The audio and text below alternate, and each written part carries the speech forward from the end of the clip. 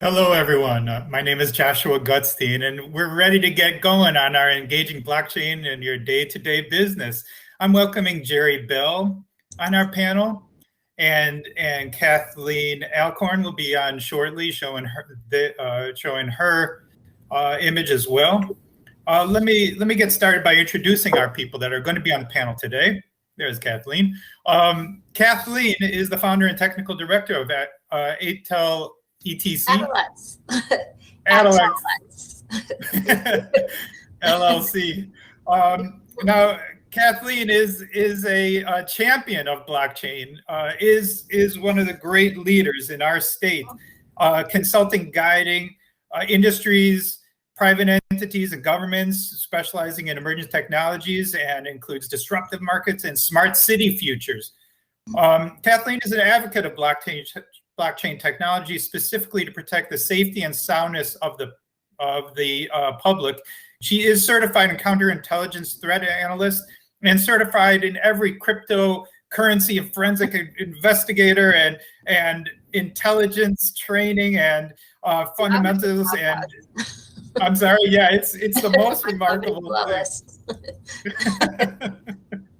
That's right.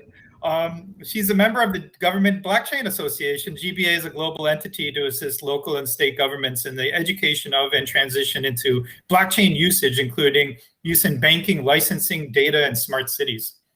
Thank you, Kathleen, for coming on. We're going to start a slideshow shortly, but first I wanted to introduce you to Jerry Bell. Dr. Jerry Bell Jr. is a former enlisted Army medic, West Point graduate, and former RV aviation training operations officer, where he flew the UH-60 Blackhawk. Cool guy. Dr. Bell's PhD is focused in organizational development, and he is the owner of JBJ Group, Inc., located in Joliet, Illinois, and managing partner of Assured Performance Systems, Inc., an emerging technology company with the goal of helping agencies to become more effective, efficient, and accountable. And he focuses on learning, design, and development, change management, diversity, equity, and inclusion, and IT implementation and support. And he is a leader in bringing blockchain to businesses and contemplating, and we're going to hear about this, contemplating use cases of bringing businesses into the blockchain era. I'm Joshua Gutstein. I am your senior financial consultant with the MBDA Business Center. Now, the council has a few grant-funded business centers, and this one is from the Minority Business Development Agency, and I help businesses find financing. And we also have Anita Hagan, who helps businesses to contracts, and we have our alpha male Dave Thomas, who is in charge of the program. So without further ado, what I'm going to do is upload our presentation. And what we're going to talk about today, and this is the key, is we're really going to get to the basics on how blockchain relates to you. It's about how blockchain will be able to be, practically speaking, something that our businesses can actually use in the day-to-day activity. So without further ado, Kathleen, could you get us started on the basics of blockchain so that we're all on the same page? Oh my gosh. So blockchain is a decentralized platform. So it, in terms of cryptocurrency, I think that's what most people think of when they think of blockchain is Bitcoin or something like that. So it takes out the middleman and allows, it's basically a distributed ledger where there's a consensus that approves or denies and overall validates an interaction between one entity to another. So it's just a very complex system that is valued because of its level of security, because it's so difficult to hack it due to the length of algorithms attached to each node, but also you can't change it as each interaction takes place. That's validated through the consensus-based system. And Jerry, you might have other things to add to that answer. Oh yeah, so like a practical use case for blockchain is the peer-to-peer digital cash systems. I think everyone's aware of those. And basically application can send and receive payments. And Jerry, could you describe Jerry, could you just define what the first phrase that you said of peer-to-peer? Peer-to-peer, yeah. So this is where, like Kathleen said, you're taking out the middleman. So I could transact directly with Kathleen through this system. So peer-to-peer. Very good. Yeah, we could talk forever about the basics of blockchain. So you can talk about the architecture, you can talk about practical use cases, we can talk about how it's used in everyday life. At this point, it's yeah, I don't know if the audience has any specific questions, but I could talk. Jerry and I both could talk about this literally for hours. Okay, so maybe talk a little bit about, just to get started, on the pros and cons, and then what I'm going to do is remove these slides, and then we'll get started on questions and answers. Okay, let me expand that. So the pros and cons, like on the slide, we use this to show that, like any stock or commodity, learning as much as possible before investing is crucial. So that's true for anything, and I think before one gets too deep into investing in blockchain or investing in cryptocurrencies, having a really strong understanding of the architecture and structure and what that means in terms of how that relates to fiat currency. So fiat is fairly stable, but what is actually backing the US dollar right now? That would be a question. So blockchain and cryptocurrencies are consensus based. So knowledge of blockchain may be highly beneficial to the security of your company or industry. So some of the pros, there are specific licensures involved with trading any type of currency or commodity. The con side of that is scammers are trying to get newbies to become crypto traders. So I get messages about that all the time on LinkedIn, how I can make so much money being a trader of cryptocurrencies. There's a fine line right now because there aren't laws specific to cryptocurrencies. So scammers are really taking advantage of that right now, but that are not going to last long because there are SEC regulations on trading. So just because the noun is different doesn't mean they can be unlicensed and trade cryptocurrencies. Another pro is no third party makes cryptocurrency an option for those with bad credit to have a way to store finances. One of the things I love about cryptocurrencies, it's available to everybody. There's a great story about refugees being able to have cryptocurrencies when their entire financial system has been destroyed. They're able to be paid and make money through cryptocurrencies without that being taken away from them. The con side is hackers have gained unauthorized access to digital wallets and exchanges. So nothing is truly unhackable, and people will try to get access to your information. And if you're using passwords that people can figure out through your social networking, that would be another way to do that. Cryptocurrency, not specifically with digital wallets, though. I want to add that. Jerry, please feel free to jump in on any of this. Cryptocurrencies are being adopted by large firms globally. So Walmart, I know there's huge banks looking into this. Even countries are looking to move their government-based currency to cryptocurrency, which is kind of cool. The con is you don't have a method to retrieve your funds once you have transferred them in the exchange.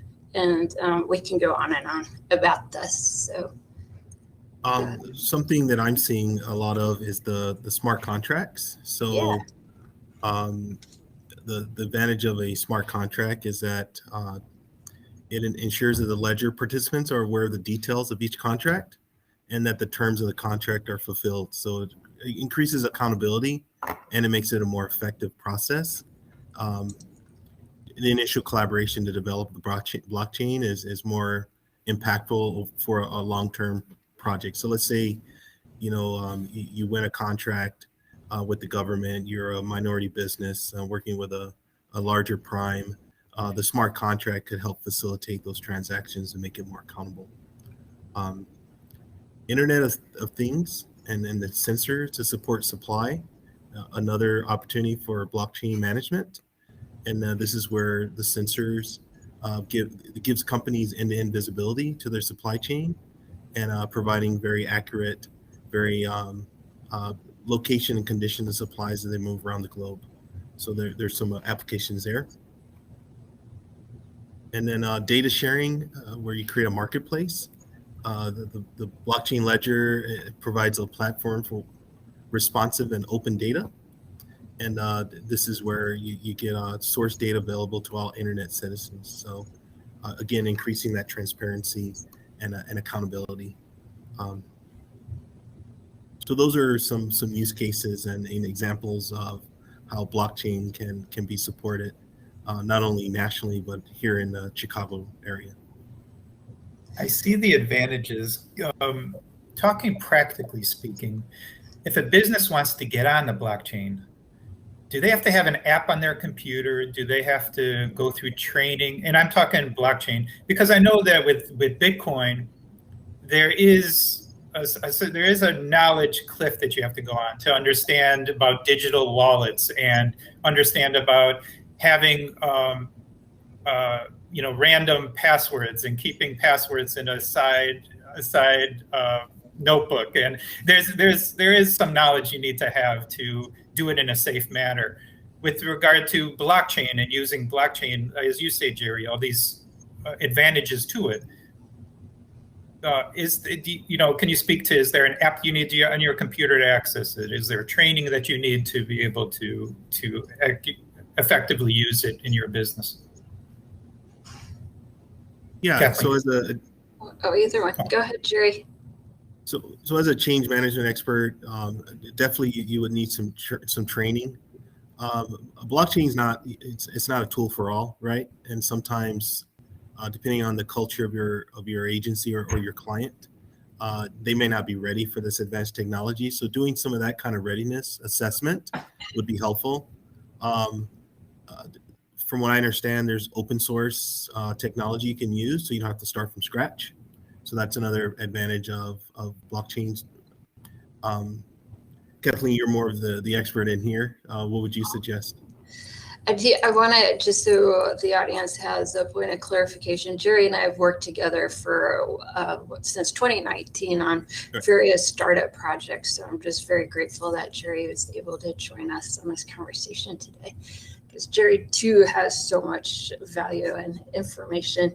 But on the blockchain side, I would say apps are very user friendly. So so you would need to contract somebody like who's Microsoft or IBM certified to build that app. I think if you want to integrate it throughout your business, that's a really easy way to access that and share that with your employees. But there's also a huge legal part to that as well. So there might be different legal ramifications that your company, depending on what you're dealing with, adding that layer of technology or an additional layer of technology, what is that impact upon your process? And blockchain is really, it's best enhanced with other things like artificial intelligence. And we're going to see a lot of that as it moves forward and becomes mainstream. But a good example would be Walmart. They're using virtual reality to change the way they train their employees. And they're also using blockchain to do their supply chain management. So for example, if there's a salmonella breakout in one of their products, rather than telling every Walmart throughout the country to pull that product, they can actually pinpoint exactly where that item came from and which stores it was distributed at in real time and address that situation right away. That sounds great, but that's Walmart, and I know that big banks are adopting it. For sure. How about smaller MBEs and WBs, veteran? Are they? Do you know of any adoption by smaller businesses? I think that would be the first thing that comes to my mind is the cannabis industry, and that would be also related to supply chain. It's a great way to be less wasteful in your supply chain, and also making sure that you're securing the quality of the product you're trying to sell. So as far as the small business, absolutely, you could use it. I don't think we're quite there yet for small businesses to do this, but it's great that big companies are adopting it. They're almost like the beta test for smaller companies moving forward, where companies like IBM and Microsoft can package that. So it would really depend on the type of company that is and what services that company is offering. And like Jerry said, that it doesn't apply. It's not something that would make sense for everybody. So a lot of research and training would be very valuable to make that decision. Joshua, I would add that as a small business, though, because we are, it's easier for us to pivot, right? Because we're not such, we're more risk averse.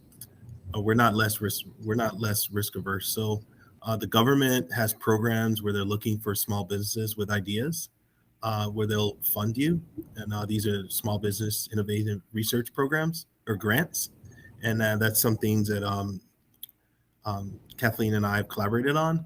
And blockchain is one of those technologies that they're really interested in trying to really figure out as they're using taxpayer money to become more effective and efficient. So I would say that as a small business that we do have a leg up there.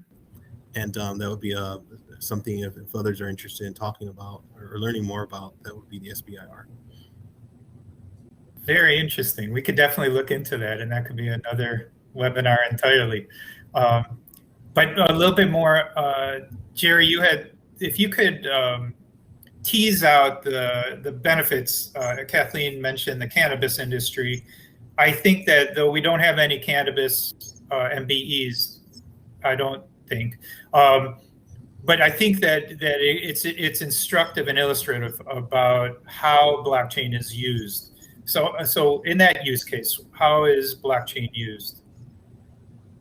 So one use case for cannabis industry would be how do we set up and make sure we're accountable for accurately accounting for how much we're developing, and then where's the product going, and who's using it, right? So I think that's where a successful use case has been deployed in leveraging blockchain and other technologies, like Kathleen said. That would be one example that I would share, and they're getting some really good outcomes. And that could be not only by state, but you're also looking at, the Department of Agriculture is trying to figure this out on streamlining that process, because each state is different. So now we're getting into the data mining and the governance, and trying to make it more synchronized, so each state is more similar to what the processes are. So those are some ideas, use cases that are out there that I'm familiar with. I do know that our Illinois legislators have been trying very hard to make sure that there is equity and inclusion in the cannabis industry, and making sure that those opportunities are available for both dispensaries and grow facilities as well. Excellent. And the users. So if you're buying something, you want to make sure, is it pure, like they really saying? What process did it go through? Or if you hear of some kind of outbreak, then you want to be, immediately know, hey, did my batch come from that, et cetera. So that's the increased transparency and accountability that blockchain can give you. It also helps with the tampering of a product as well. So if a product was tampered, they can, which is a big concern in the cannabis industry. So making sure that if that happens, you know exactly at what point in the distribution process that happened. That's what I was wondering, is because this, like I said, we don't have necessarily anybody on this call that's in that industry, but they can relate to tampering a product. Absolutely. And they can definitely relate to using it in various locations. So with regard to tampering a product, Kathleen, can you speak to the practicality of it? Like how, because I'm thinking of blockchain is on a computer. How Right. does blockchain and code on a computer relate to the tampering of a product in real time and outside of a computer?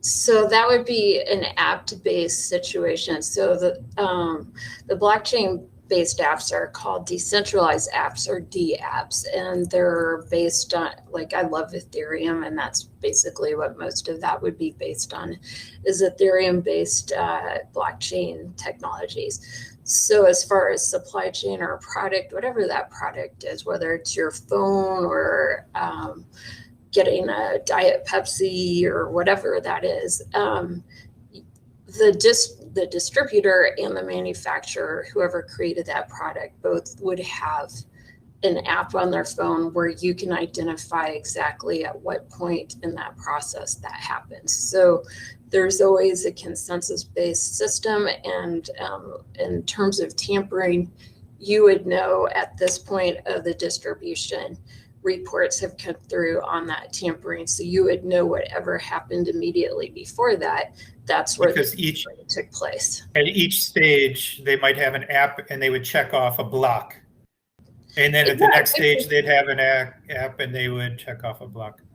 It would be a node, and the block could be the actual, like, whatever the agreement was from the beginning of the process to the execution of the final delivery or final agreement, where both parties agree that whatever they negotiated has been fulfilled or completed. So then that completion would be put on the blockchain.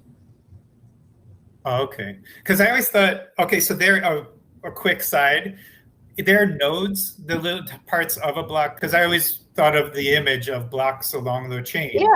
Yeah. But there are nodes within the block? Well, no. So sorry. So the nodes are part of the blockchain, but I love the visual of it, and it makes it so much easier. But I think in this case, it helps me, that's for sure. Yeah. I think figuring out the practicality of blockchain is like a huge part of a business to decide if it works for them.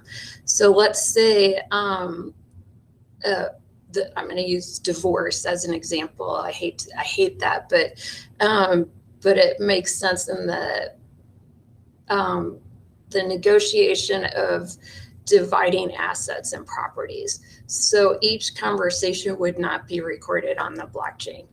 But the final agreement would be recorded on the blockchain, if that makes sense. So you're not going to do every little part of the process and put that on a blockchain. That's just not practical to do that.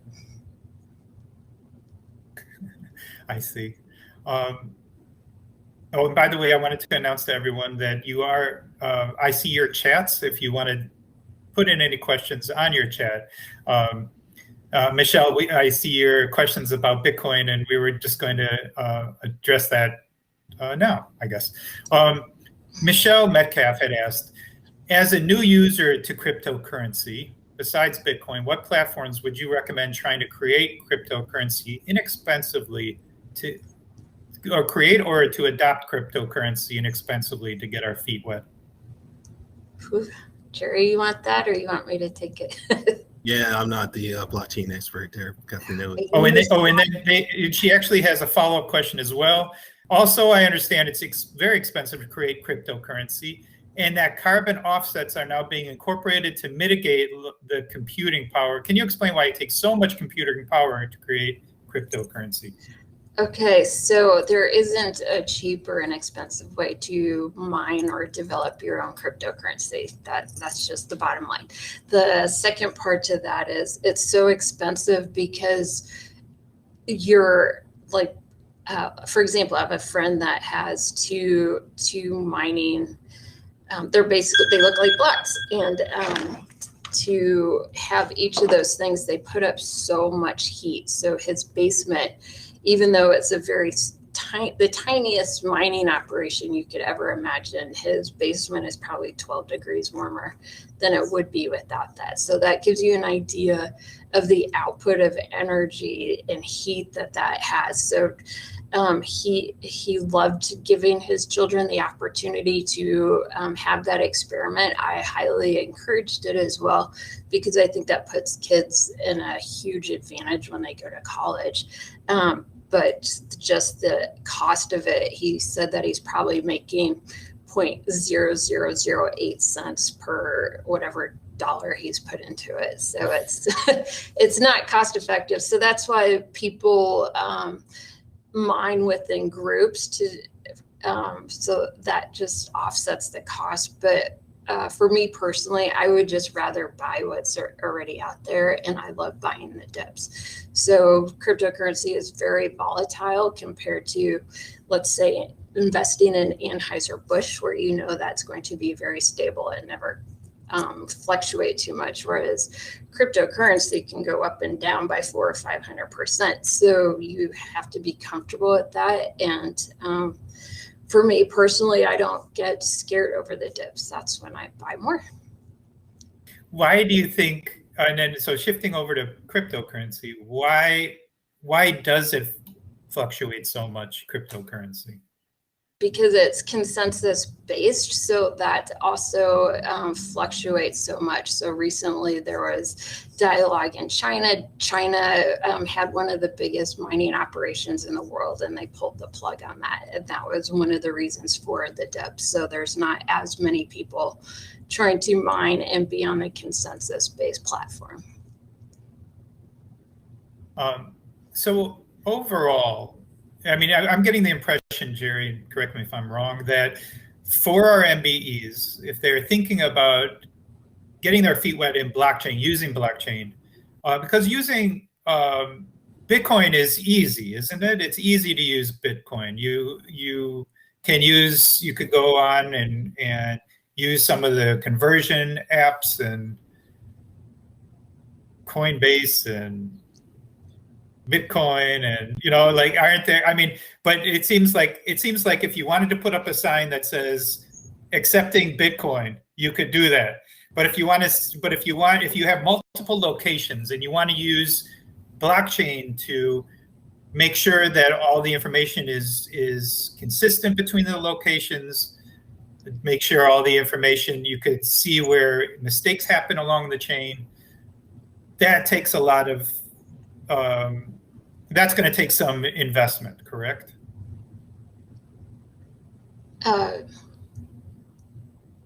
Yeah, I think from my experience, you can't use blockchain for everything. So, and you're also combining blockchain with other technologies like the RPA, machine learning. So, when I'm engaging with a client, for example, we're looking at the impacts of STEAM and how can virtual reality accept that or increase that potential for some of the challenges that the education from K to 12 and universities are having, right? Or information sharing and how can we create a system that is more accountable and we can easily access information from others and put them in a system where they can be compensated for. Or creating a knowledge bank where to support data governance, because that's kind of a new thing that's out there and a challenge the government's really trying to figure out. So how do we create an ecosystem where we develop a platform where we can share best practices and lessons learned? So I think those are applications. So if I'm an MBE, I'm looking at what are some of the pain points that my customers having. How can I determine that return on investment and then how does blockchain or these other applications allow us to work more effective, efficient, accountable? And then where are the people at in respect to understanding the uses of certain new applications, the risks, and how do we translate that to a culture shift so that we can work smarter, not harder? So those are things I would look at as a small business MBE. And then how do I separate myself from other providers, in the information technology space, not being just a value-added reseller or a website developer, right? Because that's kind of, everybody can do that, or doing help desk support. So, can you talk and then to understanding, yeah, and then understanding that a large business takes them longer to shift. So with these new technologies, a small business, we're able to take on that risk. It's easier for us to do that, and the impacts are less systemic. what are some of those pain points that you think that, can you mention 3 different pain points that you see where blockchain is a good application for it? Okay, so I mean, one example, if I tell somebody about some information I know I might get retaliated on, right? Hopefully that's not how it is now, but I know something, but I'm afraid of if I share it, I might suffer some consequences. Another pain point is we have a contracting system in place, but because of transitioning and turnover, we may not be accountable from a contract management, quality management, and contractor assurance perspective. So how do we set up a system that is really accountable? The users feed the data, and they can't go and change it. So when things change, they can't go and manipulate it. And that's where the smart contracts are effective. And then a final one is the data governance. Everyone's required to shift to this new process. It's driven by the government, which is sometimes inefficient. So how do we develop a system, an ecosystem where we can share lessons learned and best practices that make sense, so that we can everyone can benefit from those benefits. Internet of Service, there's a bunch of sensors in place. So how do I develop a system where, if I contribute as a small, one person, I can also make some money, right? So then I'm contributing to that, but I can benefit from it, the peer-to-peer system. Any other things you can think of, Kathleen? I think what's going to be exciting is, not pain points specifically, but I'm going to shift this a little bit and talk about how blockchain and the usage of it will become more mainstream. And actually 3 industries are really defining it, which are kind of out of left field, which I love every part of this. And it's the sporting industry. So sports are using this in many different layers. I know on the Kentucky Derby, you could bet online using cryptocurrencies, which is amazing. Tezos is a great currency that's being used by the art industry. So that's a way to really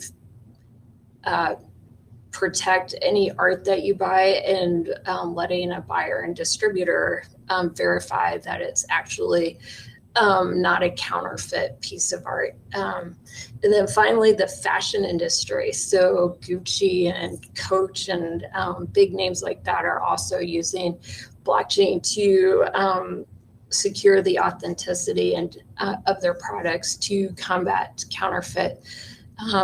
counterfeit industry and selling those things as well. So it's pretty neat that these odd industries outside of banking are really defining the process. I think when you go to see like the Sweet 16 next year, you're going to see a leaderboard of a live feed of what cryptocurrencies are worth at that moment in time, and you can bet on using cryptocurrencies as well, which will add a whole other layer to fantasy leagues and things like that.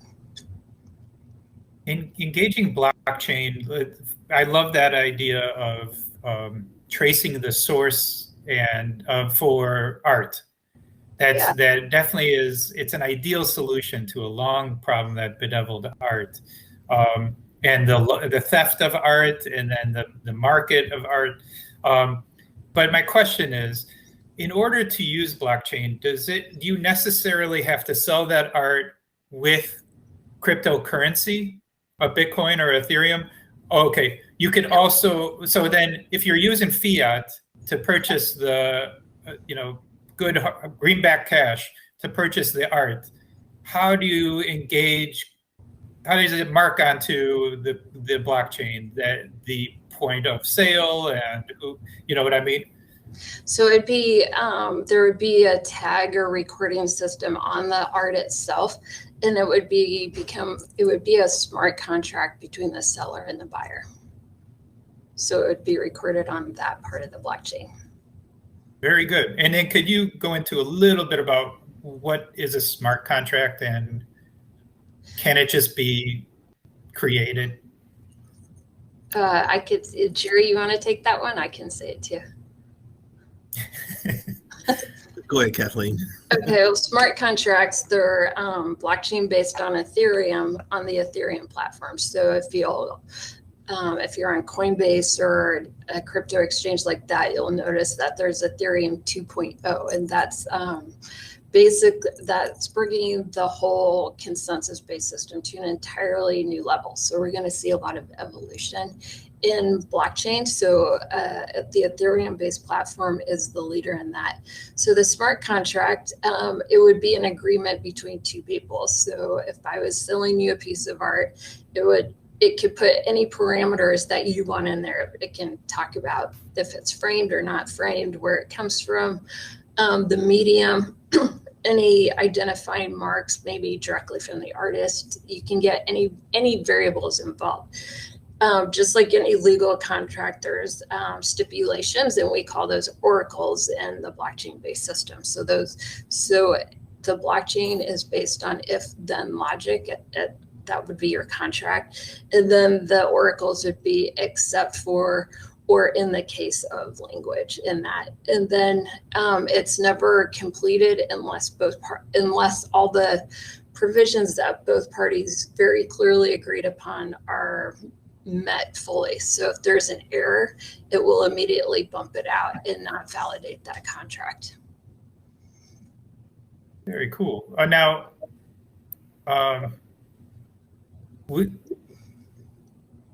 so where is the blockchain? What I'm having a hard time is, where is it stored, or is it on some server somewhere? I mean, and I know it's the beauty of blockchain, computers all over the world there, but where is this information? So that would be on a server, and it would depend on what platform or who are you getting that contract through. So that would really depend on who is facilitating the contract. My server for my office is based in the building in which I work, but the person who's facilitating the contract, they might be a large entity that could be based in a different country, and that's where the server is based, but they can do it fully online with you to engage that contract. In our last, we have 5 more minutes. I wanted to know, Jerry, are you going to introduce blockchain in your business? Yes, absolutely. So we have a couple of companies that we're partnering with as part of our services, and I'm providing the organization development, change management perspective, and then the technologists. And so our goal is to introduce this to the government as a service to support STEAM, data governance, and also virtual reality. That you'll be able to use your own platform, engaging blockchain, to give these services to the government. Yes, sir. Yep. Kathleen, are there resources that our MBEs can turn to if they are interested in investigating ways to use blockchain in their own business? Absolutely. So I always point people towards the Government Blockchain Association. It's gbaglobal.org. And Jerry's also a member of GBA. The relationships I have built through that organization are extraordinary. That I'm just so inspired by everybody I've met through that organization, and I continue to learn more and more. So even though I'm considered an expert in X, Y, and Z fields, I never ever stop learning. I try to learn as much as possible all the time. So during the pandemic, I would spend at least 4 hours a day reading more about each subject matter that I was interested in. But one thing I'm going to point out, and Jerry was talking about STEAM, is I really want to see the future of blockchain.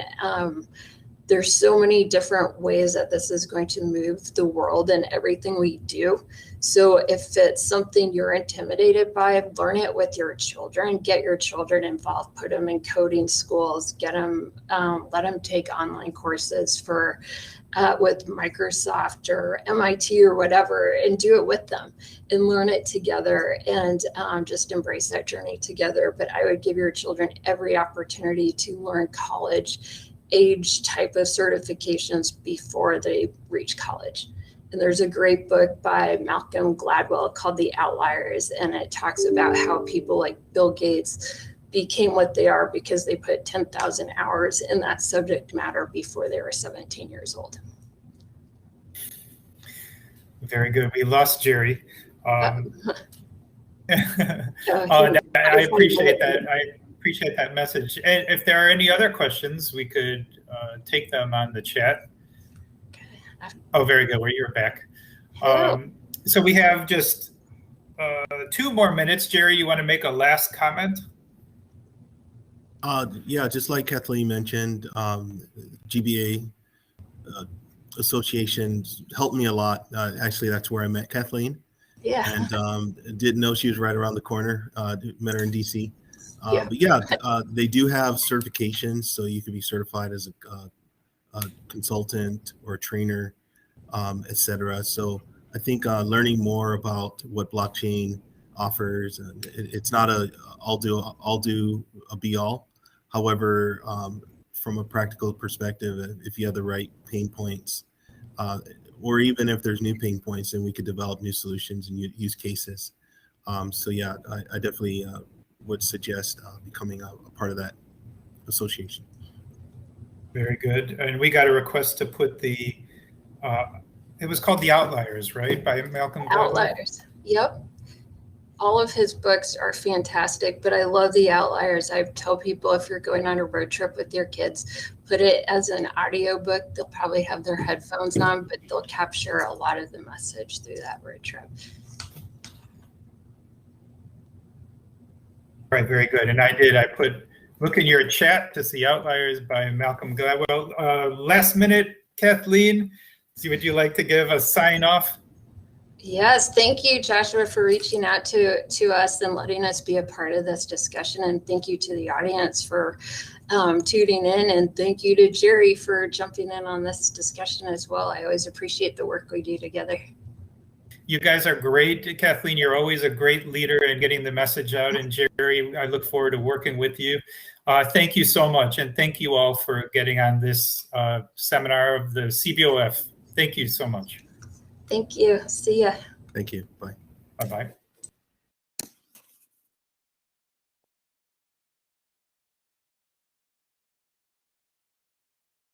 Thank you to Josh, Kathleen, and Jerry for that insightful presentation. I'm sure you've sparked much interest in how blockchain can open doors for new revenue streams. As we prepare for our day 1 wrap-up, I would like to personally thank you all for joining us for day 2 of the Chicago Business Opportunity Fair 54.